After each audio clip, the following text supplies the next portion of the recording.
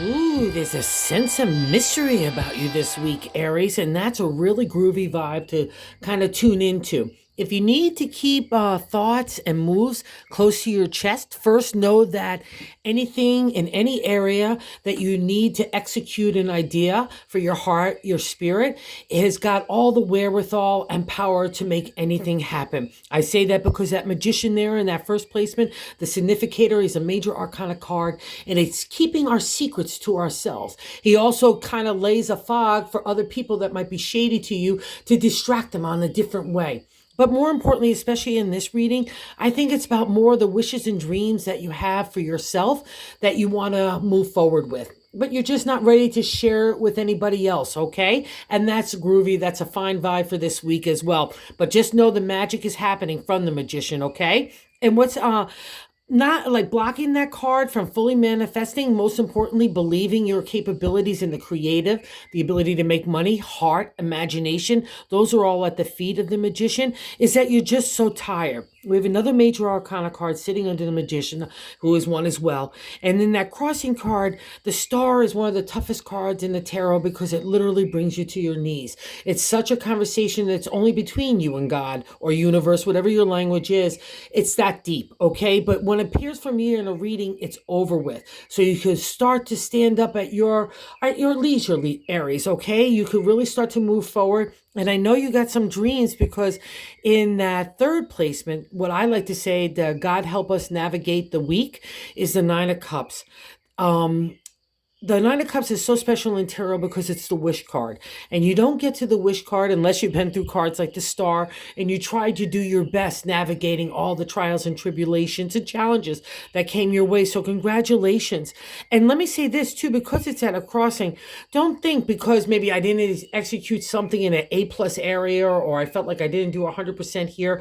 That's not the mission of God. God just wants good intention, good heart, good love and spirit, right? Just to move forward. So don't beat up yourself because the Nine of Cups says that wishes for you, Aries. So I would make a big one. And it's interesting because in the gut of the matter, in that fourth placement, is the Six of Cups. So we have more heart going on here as well. So the six is a celebratory state in tarot numerology. But the thing about the Six of Cups, it's nostalgia. Even all our cups are there, fine in there, but we're holding that one cup from the past, looking into the past. And it kind of could be a reflection that is not so much beneficial for us. If you feel like you want to make moves on past loves, whether it's anything from the material world to a physical lover or whatever, and you feel like that door is open for you, do so. But if you're just kind of sitting there in that past reflection, that nostalgia, like, oh, that just doesn't serve you well. And okay, and it will, like, well, let's say your wish is for that past love, then you need to decide what it is, whether you really want to go for it or not, okay? Or you want to start in a new direction. And I think that's part of the dilemma because I think you want to go in a new direction because the fifth placement is the past reflection, the Emperor. So you've had to be the boss. It's a reflection to me of Aries. He rules contracts, business, law, like a leader in community, society, even in family, home, relationship. But you want to be an exalted state of the leader. You want to be fair and just and not a bully or aggressive. So again, like maybe that was part of the challenge. Again, Aries rules that area, so you can always have those kind of tests and trials. But it means that you did it, okay? So focus into that exalted state. And let's say you have an idea that you want to bring forth into another level. Just know you have the confidence to do that, okay? And not only the confidence, but the props, okay? You don't get to the Emperor unless you have some wherewithal in those areas, okay? And we'll see the Emperor up here even in the bonus card. So, which is sitting under the present card of that sixth placement, the Four of Pentacles, the firm foundation to build upon, right? In the area of the material world. But the thing about my deck is we can shut down a little bit, and that could be because of the star, or maybe we're wallowing in the past, or not believing in our wishes, okay? That's just crazy McGazy. So take the non-exalted state of the shutdown, okay, and go for the exalted state. It's, again, another confidence builder in your belief that you can make anything happen. And these kind of cards say, yeah, absolutely. And I'll also say you have accomplishments behind you, too. Maybe not in the same way or the same area. It doesn't even matter. Accomplishment is accomplishment. You know, that builds up our confidence and our wherewithal, right? And it helps us overcome anxiety, fears, and insecurities that could plague us as we move forward in new ways. And you want it, too. And maybe even are you already starting to move in new ways. The seventh placement is a direct extension of self. The Ace of Cups is the upsurge of energy to fall in love. Get out there, you rule the body, feel really good about yourself and your mind, your heart, your spirit, just feeling like a hottie tamale in every area. You know what I mean? That's important for an Aries. It's important for anybody, but especially so for an Aries.